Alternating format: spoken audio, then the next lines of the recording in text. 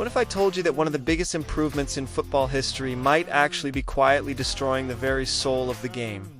And most fans don't even realize it yet. You sit down to watch a match, the stadium erupts, your team scores in the 93rd minute. Pure chaos, raw emotion, strangers hugging, hearts racing, and then suddenly everything freezes. The referee raises a finger to his ear.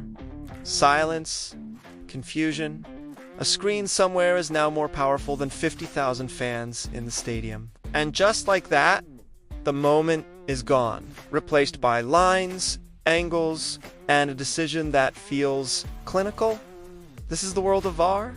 And here's the thing, nobody tells you, VAR didn't just change decisions, it changed how we experience football itself. When VAR was introduced, it was sold as football SEA.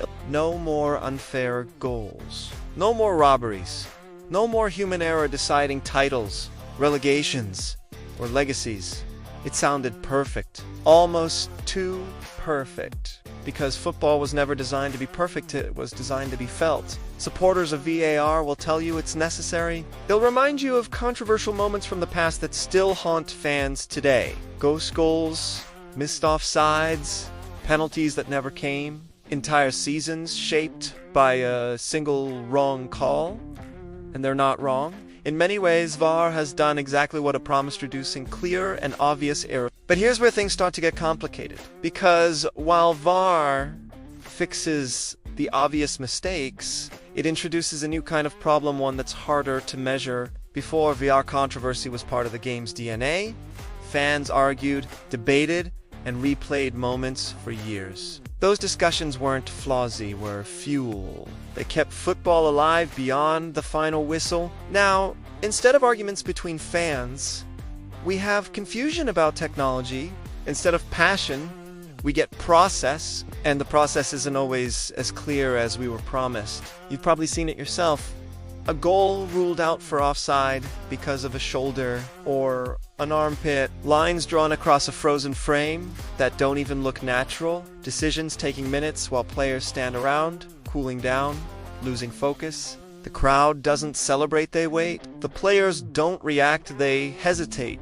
Think about how strange that is. A sport built on instinct, now controlled by pause, rewind, and zoom. And here's the irony. VAR was supposed to eliminate controversy, but in many ways, it has created a new, more frustrating version of it. Because now the arguments are not just emotional, they're technical. Fans aren't just asking, was it a goal? But why did they choose that frame? Or why was that contact enough this time, but not last week? Consistency.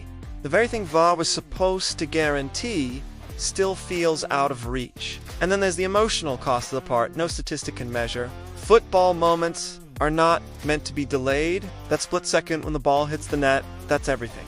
It's why fans travel across countries, spend money they don't have, invest years of their lives. That instant explosion of joy is the heartbeat of the sport. VAR interrupts that heartbeat. Now, every big moment comes with doubt. Fans celebrate, then stop. Players point to the center circle, then look at the referee.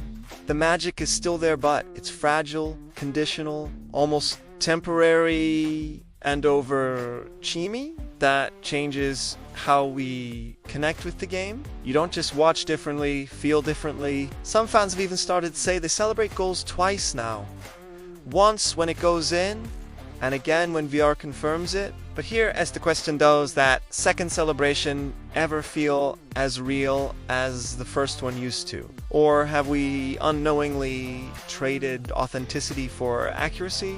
Of course, not everyone sees it this way. There are those who believe this is simply that every major sport has gone through similar changes. That technology is inevitable, and resisting it is like resisting time itself. They argue that fairness must come first, that players, clubs, and fans deserve correct decisions no matter the cost. And it's a strong argument because, let's be honest, no one wants their team to lose because of a clear mistake. No one wants to look back at a title race decided by an offside goal that shouldn't have counted. In those moments, VAR feels not just useful, but necessary. But here's where the debate truly splits. Because football isn't just about outcomes, it's about the journey, the chaos, the unpredictability, the human element. And when you start removing those imperfections, you risk removing something deeper, something invisible but essential, the soul of the game. Even players and managers have started to question it, not because they hate fairness, but because they feel the rhythm changing, the flow breaking. Matches becoming more stop-start, more controlled, less organic. Football is no longer just played, it's reviewed. And that subtle shift is changing everything. So now we're stuck in a strange VAR is too important to remove, but too flawed to fully trust. It solves problems, but creates new ones. It brings justice, but takes away spontaneity. It makes the game fairer, but arguably less alive. And maybe that's the real issue. This isn't a simple right or wrong debate. It's a trade-off, a choice between precision and passion, between control and chaos, between a game that is perfectly judged and a game that is perfectly felt. And the deeper you think about it, the more uncomfortable the question becomes.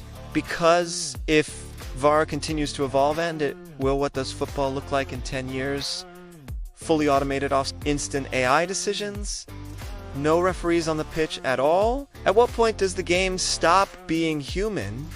And more importantly, would we even recognize it when that happens? So now I want to hear from you. If you had the power to decide today, would you keep VAR exactly as it is, improve it, or remove it completely? Even if that means bringing back the very mistakes we once wanted to erase. Because in the end, this isn't just about technology. It's about what football means to you. This is Sports Radar, where the game isn't just watched. It's challenged, debated, and never taken at face value.